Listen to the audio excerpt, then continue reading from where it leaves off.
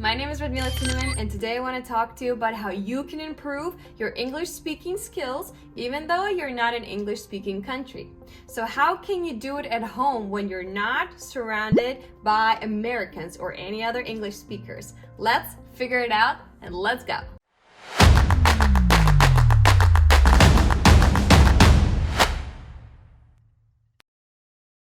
First of all, welcome to my channel. I think the very last video that I made was around 1 year ago.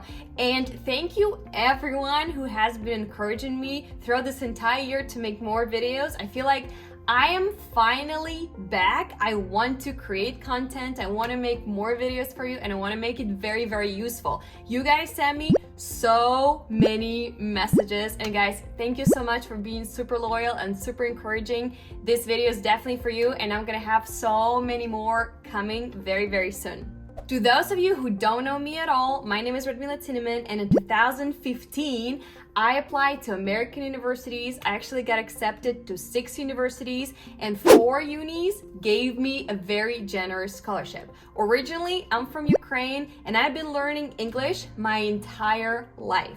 What I think is interesting about my journey of learning English is that the English that you hear right now is the level that I was able to get to before I moved abroad and before I started my studies in American university. So I spent years to try to get to the level of English that will allow me to go abroad and study in English and be surrounded by Americans and still be in an English speaking class and still be able to succeed in that class because my English was on a really, really high level. So today I gathered 7 tips that I want to share with you that really worked personally for me when it came to improving my speaking level of English. So if you're ready, let's begin. So the very first tip that I want to share with you is listen and repeat. Most probably you live not in an English speaking country and maybe you don't even have English speaking friends, and that's totally fine. But then how should you practice speaking? Listen and repeat technique can actually really help you. When I was learning English, this is exactly what I was doing. So what this technique is about is that you should put on a video or a TV show or an audiobook, literally anything you want, anything that interests you.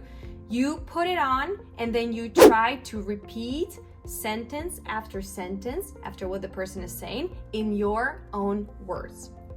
Beware, this is not just passive repeating after what the person is saying on the video. It's you listening and then repeating what the person is saying, but in your own words. Let me show you what I mean. Okay, so I'm a huge fan of Friends, and let me just pull up the very random episode of Friends that I can find on YouTube, and I'll show you what I actually mean by listening and repeating. Here, after the ad, obviously.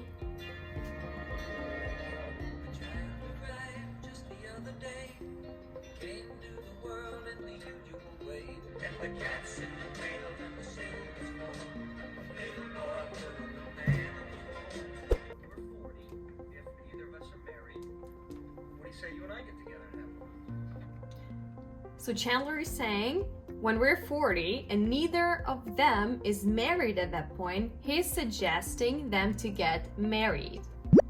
Why would I be married when I'm 40?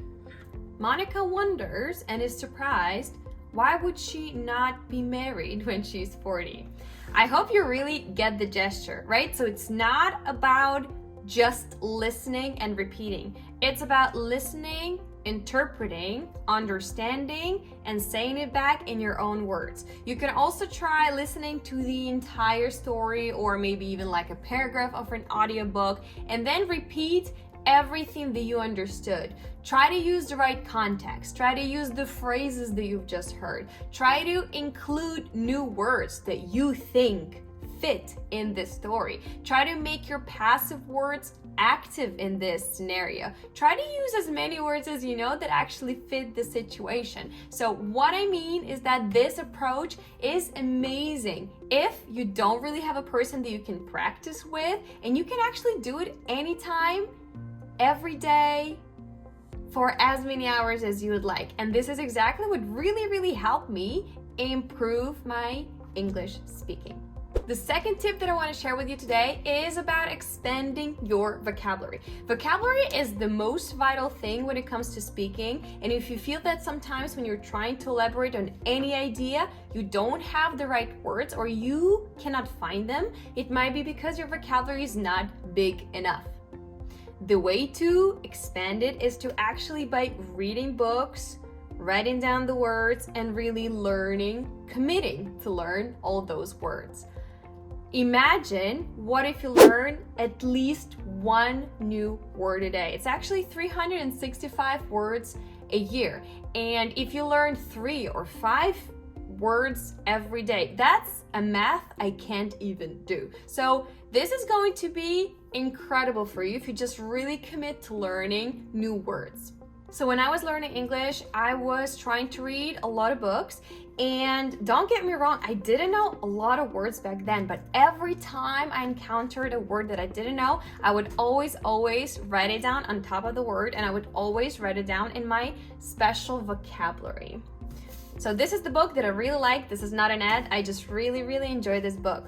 And as you can see, there are a bunch of words on every page that I just did not understand at a certain point. I would always write it down and translate it. You can also learn words from listening to TV shows with subtitles. Whenever you don't understand a word, just pause the TV show and write it down. You can do it with songs and their lyrics, with podcasts, YouTube videos, and literally with everything. The thing that you really need to realize is that if you don't commit yourself to really memorizing the words, it's not going to work. Merely reading a word, writing down the translation on top of the word, and leaving it in the book forever is not what's going to help you.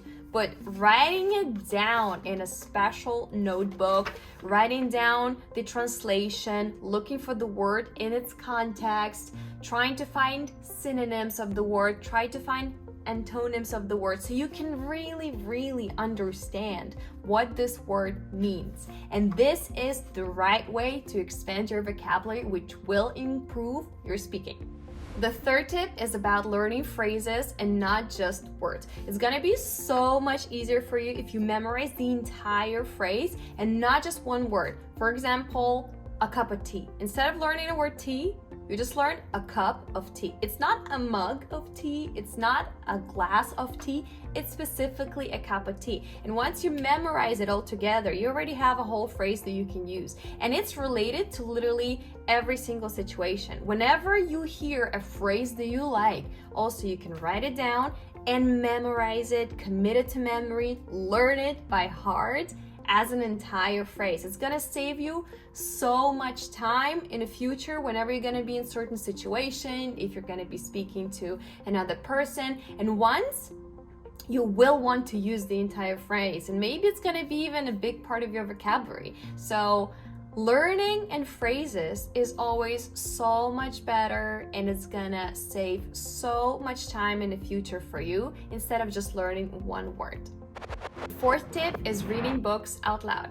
Honestly, I was practicing this tip quite a lot back there in Ukraine before I moved abroad, and I was committing myself to reading at least for 30 minutes a day in English out loud. It made me so much more comfortable with big, long words and phrases and complex sentences, especially before I moved to the US and started studying there. It was also absolutely stress-free because I was alone in my room just reading in English where nobody could hear me, nobody could correct me. It was just me, my hearing, and my book, and my level of English. If you don't know quite how to pronounce a word, you can always go to Google Translator and click the button sound so you can make sure that you know how a native speaker would say this certain word. And honestly, after hours and hours of doing it, you will see that you're getting so much more confident in you speaking English. You get so much more confident with certain complex words. You get more confident with your voice because whenever you change language, your voice also changes and you need to be comfortable with that too.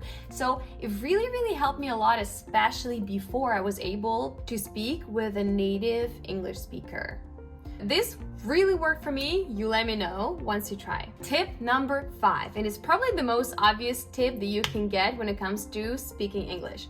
Get a partner.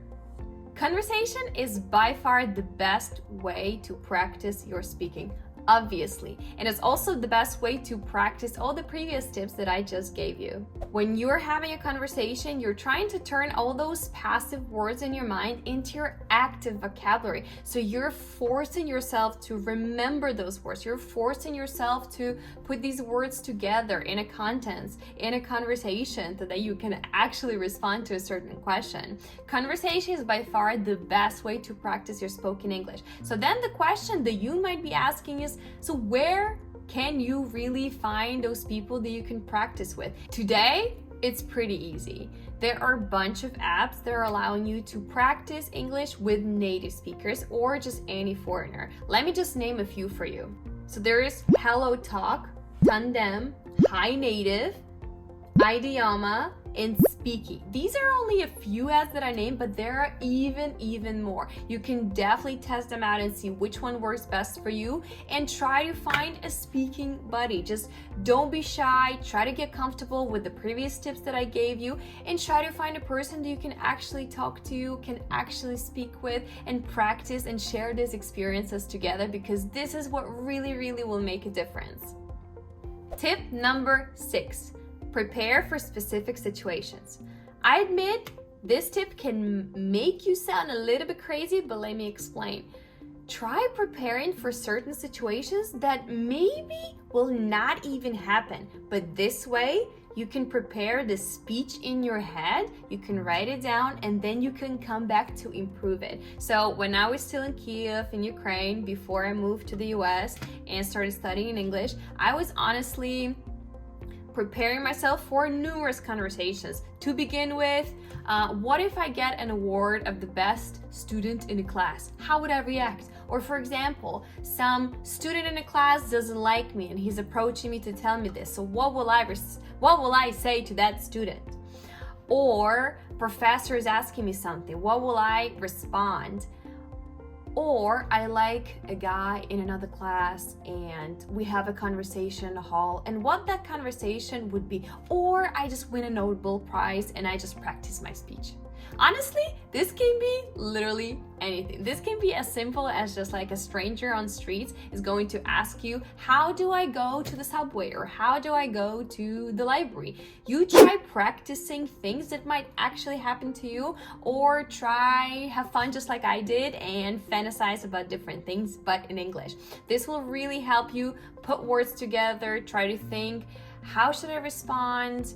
What should I respond if the person says this, and how can I counter argue if the person says that? Honestly, it was a lot of fun, because like every morning that I would be looking in the mirror, maybe like doing something with my hair and putting some makeup on, I'd be imagining different types of situations. I would be practicing them in English. And honestly, this tip will also help you start thinking in English as well, because once you're imagining certain situations, once you are practicing your responses towards certain situations, this will really prepare you for real life events or for a fantasy one. It might sound nuts, but it's helpful, I promise. And the very last tip that I want to share with you is just go and have fun and do crazy and interesting things in English. So try to see if they have a book club in your city in English. Maybe they have an online book club where they are just hosting it in English and you can just join the Zoom calls once every week. Or maybe there is some activity. Maybe there is a speech club, a debate club, a movie club. Maybe there are a bunch of other activities where you can just join and honestly, sincerely have fun learning English. Even if your level is not as good as you think it is right now, your effort is everything. You should really go out there and try. And that's honestly the best thing that you can do. Try to have fun, try to enjoy the moment, try to join a bunch of activities, classes. Maybe there's a cooking class that you can join. Maybe this cooking class is also in English and is conducted by an American. You will never know if you are not gonna look for those kind of stuff. So just as an example, when I was learning English, I found a summer camp, which was actually in the US. And I went there and I practiced my speech, I practiced my friendship skills as well. But the most important thing is that, well, I found incredible friends and I also improved my English by a lot. So this is it for now. I hope you guys enjoyed. If you did, definitely feel free to like, comment, subscribe, or share, and please let me know in the comments below if you liked the video and what kind of video would you like to see next, because I'm trying to get back to YouTube and I'm trying to record as many new things as possible. So I really need your ideas. Be sure to put them in the comments below. Definitely like, subscribe, and I will see you very soon. Bye bye.